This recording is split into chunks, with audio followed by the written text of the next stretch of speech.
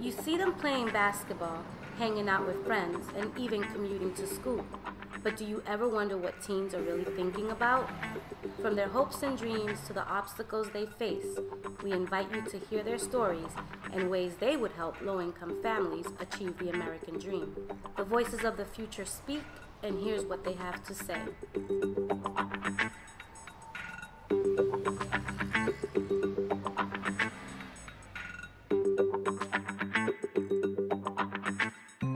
What I want people to know about me is, as a youth, like, don't shun me to a corner just because you see how I'm dressed with a baggy shirt, baggy jeans. Everybody looks at the youth all funny and everything, like we're the worst people, but it's just we try to come up. We try to do what the adults are doing. Y'all are our role models in my eyes. There are a lot of us who want to get somewhere in life, and a lot of us who want to live in peace. My hopes and dreams, trying to make it somewhere, trying to live past the age of 21 at that. Just kind of want to get out and like move somewhere nice, into a nice neighborhood, nice houses where like everybody's like, you know, the community's getting along and everything like that. Things that I see in my community are what poverty is built off of. Like that's where poverty thrives. I see everything in my community.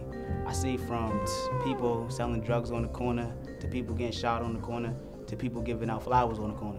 If you go in the street right now, sometimes you see many people in the street doing deals, selling drugs, you know, doing assault and those things. So if you don't have someone to support you, sometimes you can fail and get involved in those things. If you're poor and stuff, you would try to find a way to get money, and people usually resolve that by selling drugs or doing what they have to do. The main issue with teens today, they're being forced to make decisions that no matter which choice they make, they're going to end up in poverty. It's hard, and especially in the black communities, it's very hard out there because all they see is the shooting, the killings, they always see is the violence. Everybody wants to rob somebody, do this, do that. But in my eyes, the world can be better if we just unite. Everybody's talking about the recession and how there's just so much poverty. No, there was poverty before the recession. We can't even get no jobs, not even a little stop and shop job that you be signing up on a computer for a year and you still won't get it. We're looked at like we're delinquents, like we're up to something no good.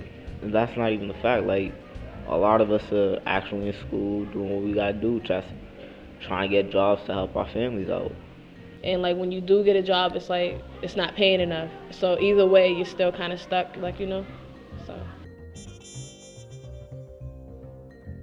some people lost their house, their jobs. Some people lost their housing. Kids probably split up because the shelter only takes a certain amount of people, and it hurts because you have to see your mom sad and see her have to work hard to survive through everything that happened. It's difficult for parents to give love to their children because they always like thinking about what they need to bring to home, what are the bills that they need to pay and all the stuff, but like most of the time they forgot about their kids. Poverty has impacted me because as a teen mom, I tried to go into a shelter and as well as finish high school. I was encouraged by the service providers to either A, drop out of school or get my GED and substitute for housing. And I think it's absurd for a teen to have to choose between their education and housing because both are necessities to stay out of poverty. If I was an elected official, I would just try to see who has low income and see how I can help them. You know, find out households, how much they're making, and see who really needs the help, who's hurting.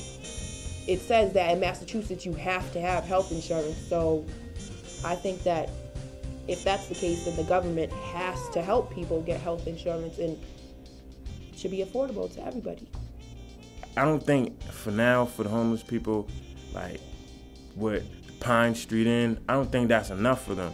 I think they should actually have a stable like place to stay, a stable place to live, their own rooms and all of that. So often you hear about poverty, but you never hear about what leads up to poverty, because when things are elected on and policies are decided, so many times people don't even know about them, and it has nothing to do with them, but yet it affects them. And what they do need, they can't get because of the policies in place for someone else. So I think everyone needs to work as a team in order to fight poverty.